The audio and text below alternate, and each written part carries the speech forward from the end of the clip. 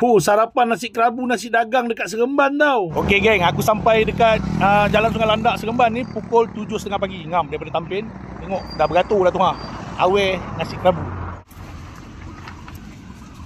Serius, bukan senang nak jumpa nasi kerabu, nasi dagang pagi-pagi tau. Yang paling best ada ayam bakar, daging bakar, lemak bakar, kuih akuk pun ada. Memang special lah awet nasi kerabu. Untuk orang Seremban boleh order Abang Panda. Ini nasi kerabu yang aku order yang ini. Ikan goreng dan juga ayam bakar dia.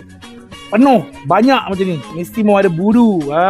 Ayam bakar dia ni. Berada tu bakar tadi tengok. Rasak-rasak. Nasi kerabu yang ni pula daging bakar. Daging bakar tu wajib tau. Lepas tu dia ada solok lada dia ni.